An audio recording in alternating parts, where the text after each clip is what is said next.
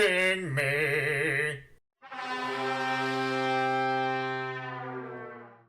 Hey guys, welcome back.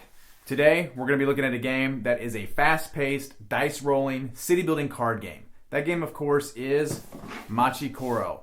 And Machi Koro is a game that lets players take the small town of Machi Koro and turn it into a large, thriving, bustling city. You're going to be doing that by building apple orchards and cheese factories and furniture stores, restaurants, and stadiums.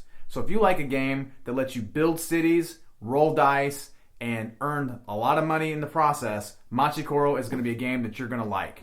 I'm going to take us through the setup and basic component overview of the game just to give you a good idea of what's inside the box and how it all works. So let's set up Machi Koro. So let's set up Machi Koro. But first, let's ask the question, what is Machi Koro? Well, Machi Koro is a fast-paced, dice-rolling, deck-building, city-building game that 2 to 4 players can play in about 30 to 40 minutes. Machi Koro puts each player in the position of the newly elected mayor of Machi Koro, and you're going to be taking Machi Koro from a small-time burg and trying to develop that into the largest city in the game. And to win, each player is starting the game with 4 landmarks that are under construction in their city.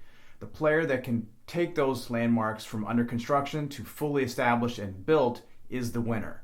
So Machi Koro, like I said, is a dice rolling game. There's a lot of money that's exchanging hands during the game, whether or not you're rolling or other players rolling. There's money that's flowing back and forth across the table. You're going to be building establishments within your city that's going to expand your city even more, which is going to generate even more revenue and try to push you into that first place position by allowing you to build those 4 landmarks first. Machi Koro is a very fun game that a lot of players can enjoy. I'm going to take us through the setup and components of the game. The game is already kind of pre-set up here. I'm going to walk through all the components and then just kind of go through the actual setup as we go along.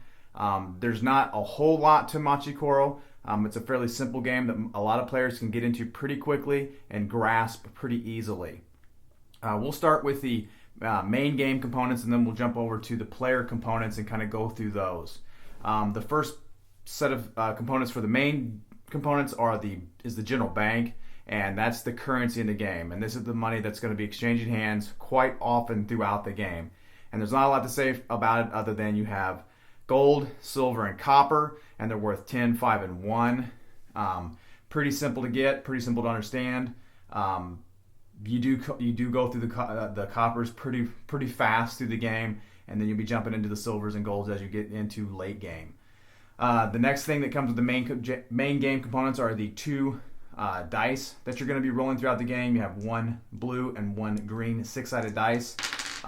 Not really sure why there's 2 colors other than maybe it's just more colorful, which matches the rest of the game. As you can see, the cards and everything is very brightly colored. The box itself is very bright. So the only thing I can think of is these are bright just to keep in consistency with the game.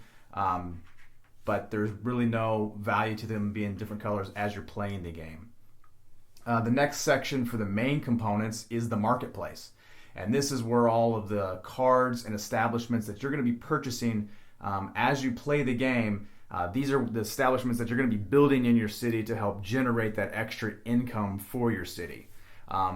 You can see there's quite a few of them, and they have numbers that range from 1 all the way through 12. And those numbers are what you're going to be matching against dice rolls as you're rolling dice and as other players are rolling the dice. To kind of go through the color specifics of the cards, you can see that they're different colors, and they're different colors for a reason. We have blue cards, and we'll take the wheat field for instance. This is a primary industry card, and that means you're going to get coins no matter who's rolling the dice. So for the wheat field, it has a 1. That means anytime someone rolls a 1, including yourself, you're going to get paid out what the ability on the card actually says. The next color up is the green cards. And the green cards are considered to be secondary industry cards, and these cards only pay out if you're rolling the dice. So for the bakery, if you roll a 2 or a 3, then you're going to get paid. Other players at the table won't be receiving any income. The third color are the red cards, and these are restaurant cards, and these are cards that pay you when other players roll that number. So if another player at the table rolls a 3, they're going to owe you the income that's on this card. The fourth color here is the purple cards, and these are major establishment cards. And these cards are kind of the heavy hitters of the game, I guess. These are the cards that are going to pay big or cost players big, just depending on how you're playing the game. What happens here is you get paid again on your turn when you make the roll. So for the business center, if you roll the 6, then that's going to have a negative impact on other players. And there's 4 different types of those cards in the game. We'll go through each of the cards just to kind of explain what the icons and just the general layout of the cards, what they mean. And we'll just start here by looking at this Wheatfield card. It has a number 1 at the top, and again, that's the number that you're going to match to the dice being rolled. So if someone rolls a die and it lands on 1, find the 1 here, then you're going to look at your cards in front of you, in front of your play area, and see if you have that number on the die matches the number on your card, and then you're going to activate its ability text, which is at the bottom of the card. So for the Wheatfield, the ability text reads, "Get 1 coin from the bank on anyone's turn." So anytime someone rolls that 1, you're going to be looking at those cards that are in your play area, and you're going to be lining that up with a number at the top, 1, and then you're going to activate that ability text, so you're going to get 1 coin from the bank. The next area is just the right below the dice number, and that is the Wheatfield title text, and the icon shows a little wheat icon as well. Those are just helpful because there are cards that kind of link to some of these cards, which actually double the activation effects. So sometimes you might actually getting paid 2 coins for the Wheatfield versus that 1. You might be getting a bonus coin. So the symbols are there just so that you can match those up on other cards as you're purchasing them throughout the game. The last icon to be aware of is the bottom left-hand corner, and that's the actual cost of the card. So that's what it's going to cost for you to pick up an additional Wheatfield or to buy a Wheatfield in general. Each card has a very different value. The higher number cards really don't get to be much more expensive as you go along, but those major establishment cards, those are the ones that really have the higher cost. That kind of explains the marketplace. You're just going to set these out so that all players can visibly see what's available to be purchasing throughout the game. Another thing to mention about the cards is that you're allowed to buy multiple copies of the primary, secondary, and restaurant cards. So if you want to buy multiple copies of, say, the ranch card, which is the number 2 card, you can buy 3 and 4 of them. As long as they're in stock, you can keep buying them. Same way with the green cards and same way with the red cards. You can have multiple copies of those in your play area, which really helps stack up the income that you're going to be getting as those dice are being rolled and as those numbers hit. The only thing that you can't do is the major establishment cards. Those are the purple cards. You're only allowed to have 1 copy each of those cards. You cannot have, say, 2 stadium cards. You're only allowed to have the 1 stadium card in your play area at any time. But you are allowed to have 1 each of the 4 major establishments. And that kind of sets up the main game area. It's a pretty easy game to set up. It's pretty simple to get going. The actions aren't too complex on the cards. There's a few that have a bit more text than the others, but they're really not that hard to understand. I think we should jump over to the general or the player play area and just kind of show you how that sets up. That sets up even easier than the main game area. As you can see, you start the game with 6 total cards. And the first 4 cards are your landmark cards. These are the cards that each player starts the game with that everybody's trying to build first. Or not really build first, but be the first player that builds all 4. Because the person that does that, that's the winner. Once that 4th card flips over, you win. But these are the cards that really have more cost as they go up.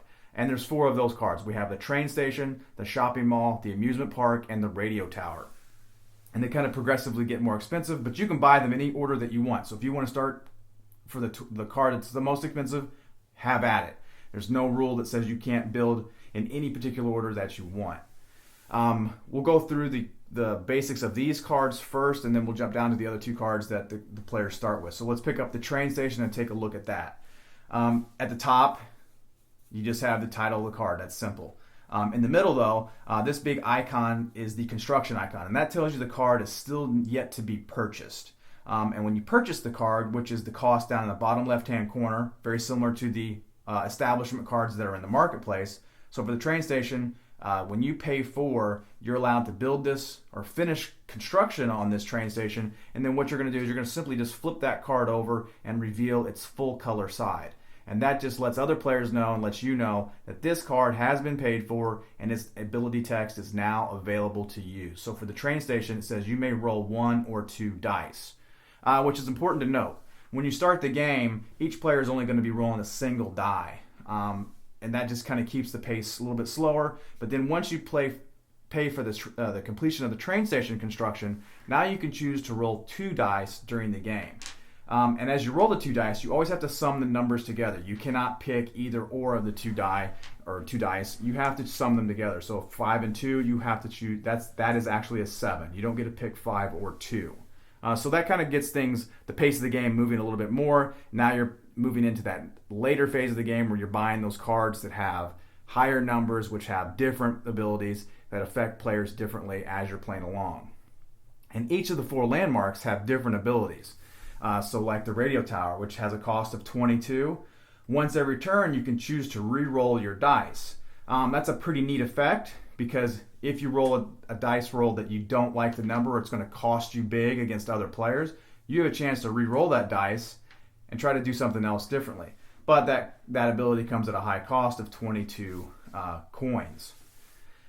And those are the landmarks. And as you're playing the game, you just keep flipping those over as you purchase them. And like I said, the first player that can flip over all 4 of the landmarks, that's your winner. Each player is also going to start with 2 starting establishments. And these are very similar to the marketplace cards, except for these cards do not have any cost down in the bottom left-hand corner. These cards are kind of like they're bare. But that just gets everybody started. So each player is going to start the game with a wheat field and a bakery. And then you're going to take those remaining starting establishment cards, the cards that don't have any cost in the bottom left-hand corner, and you're just going to set those to the side. You won't be needing those to the rest of the game, so just set those to the side and then play the game. But if you're playing a 4-player game, you're going to use all the cards anyway, so it won't matter. But for a 2- and 3-player game, you'll just set those aside. Same with the landmark cards. You won't be using the extra ones of those. You just tuck those away if you're playing a 2- or 3-player game. But the wheat field and bakery that each player starts with is exactly the same as the ones in the marketplace. And as you play, you can be picking up additional wheat fields and bakeries as you go along. Each player also do start with 3 copper coin. Almost skipped over that, but you do start the game with a little bit of currency, so which allows you to buy something probably on your first turn if you're going to try for one of those low cards. That's the basic setup for Machi Koro. There's not a lot to it in terms of actual setup and components, but the game is a lot of fun. I think it's going to be a game that really draws new players to the game table that aren't used to playing some of these, board games that we're all used to. And I think experienced gamers are going to like it for that fact that they get to bring new players to the table that maybe not want to sit down and play a game like Agricola, which is a fairly complex game to set up, a fairly complex game to get and understand. This is a game that's very uniquely fun that's going to bring new players to the table. And experienced players are going to have fun with those new players because you get to play games with people that may not normally want to play games. I think the game plays pretty good for 2-player. It probably plays its best as 4-player game. And part of that is because you have more dice rolling. That's going to be happening for all players, which means the more dice that are be rolling, your cards are going to be hit much more often.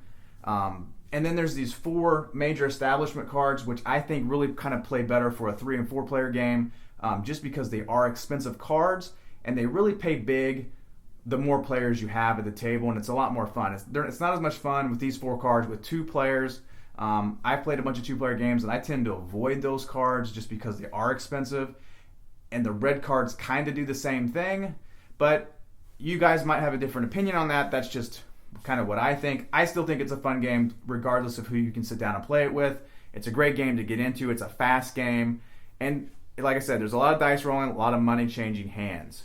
I will go through the turns real quick just to give you a quick example of what the turns consist of. Players start by rolling the dice, then they're going to look at their cards in their play area and see if they get any income. Other players are going to be looking to see if they're going to receive income from whatever dice that you just rolled, the number on those dice. And then a player is allowed to build 1 establishment. So you get a roll dice, check for income, and then build an establishment. You just simply exchange one coin into the general bank. I'm going to buy a ranch. So you pick that ranch up, and then you can just add that to your play area. And that's how turns go. Turns continue in that fashion for the rest of the game until that one player has built all 4 landmarks. That's your winner. Then you start over, reset it up, and play Machi Koro again. Hopefully that gives you a good overview of the game and the setup. Like I said, great game. Let us know if you enjoyed the video by giving us a thumbs up. Let us know if you have any questions or comments in the comment box below. Be sure to subscribe to the channel. Thanks for watching, guys, and keep on gaming.